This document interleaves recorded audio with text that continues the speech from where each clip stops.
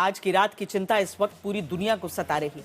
इसकी वजह Donald Trump का बयान, जिन्होंने पोस्ट करके लिखा है कि आज रात एक पूरी सभ्यता खत्म हो जाएगी जिसे फिर कभी वापस नहीं लाया जा सकेगा।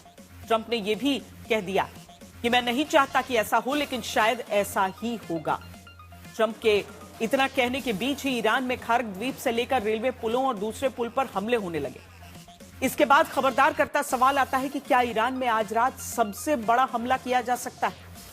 ट्रंप की डेडलाइन से पहले ही ईरान में विनाशक हमले के लिए यूएसएस अब्राहम लिंकन से फाइटर जेट उड़ान भरने लगे हैं। इजराइल ने डेडलाइन पूरी होने से पहले ही ईरान से लेकर लेबनान तक विध्वंसक हमले की रफ्तार तेज कर दी है। ट्रंप की डेडलाइन पूरी होने से पहले ही अमेरिका ने तेहरान में एक अंडरग्राउंड आईआरजीसी हेडक्वार्टर पर B-2 बॉम्बर स्ट्राइक की है। ट्रंप की डेडलाइन पूरी होने से पहले ही ईरान की ऑयल वाली लाइफलाइन कहे जाने वाले खार्क द्वीप पर अमेरिका और इजराइल ने हमला कर दिया है। ईरानी मीडिया के मुताबिक यहां ऑयल टर्मिनल को निशाना बनाया गया है। दुश्मन की डेडलाइन पूरी होने से पहले ही ईरान ने जवाब देना शुरू कर दिया है। सऊदी अरब के जुबैल इंडस्ट्रियल सिटी में ईरानी हमले से भीषण आग लग गई है। अमेरिका ने जब कयामत की रात बोलकर डेडलाइन से पहले ही बुशहर के पावर प्लांट से लेकर साउथ पार्स में पेट्रोकेमिकल कॉम्प्लेक्स तक पर हमला कर दिया, तो ईरान ने अब ऑपरेशन ट्रू प्रॉमिस 4 की 99वीं लहर शुरू कर दी। ईरान के साउथ पार्स से जुड़े असलिए पेट्रोकेमिकल कॉम्प्लेक्स पर हुए हमलों की जवाबी कार्रवाई में अमेरिकी सैन्य कर्मियों और इजराइल के सैन्य ठिकानों पर मिसाइल अटैक का वीडियो ईरान ने जारी कर दिया है। ट्रंप धमकी दे रहे हैं, आज की रात कुछ बचेगा नहीं। The entire country can be taken out in one night, and that night might be tomorrow night. Netanyahu धमकी दे रहे हैं, पूरी ताकत से लड़ाई और तेज होगी। ईरान ने भी धमकी दे दी है, अमेरिका ने सीमा लांघी तो जवाब पूरा मिडिल ईस्ट भुगतेगा।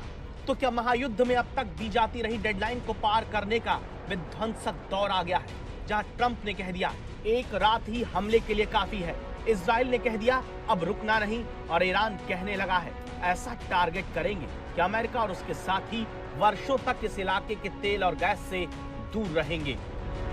एक दूसरे को इन सारी धमकियों और महायुद्ध के सबसे विनाशक मोड़ पर पहुंच जाने की पहली वजह डोनाल्ड ट्रंप का बयान है, जिसमें वो अमेरिका के समय के मुताबिक रात 8 बजे और भारत के समय के मुताबिक बुधवार सुबह 5:30 बजे तक की डेडलाइन पहले देते हैं।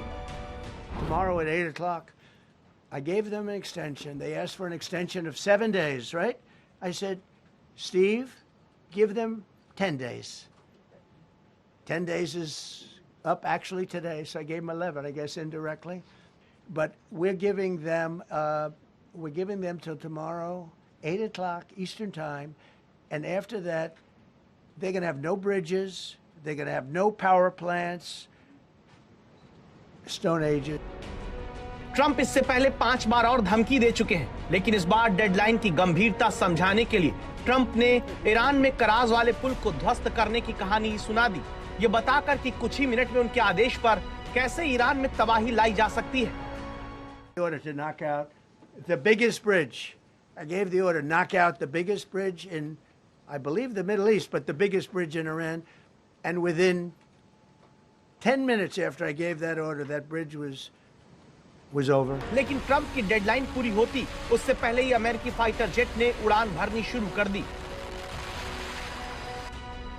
सबसे बड़ी धमकी इजराइल की तब आती है। इजराइल डिफेंस फोर्स की तरफ से फारसी में लिखकर ईरान के नागरिकों को चेतावनी दी जाती है। ईरान को इजराइल ने पहले धमकी दी कि ईरान में रात 9 बजने तक ट्रेन का उपयोग करने और यात्रा करने से बचें।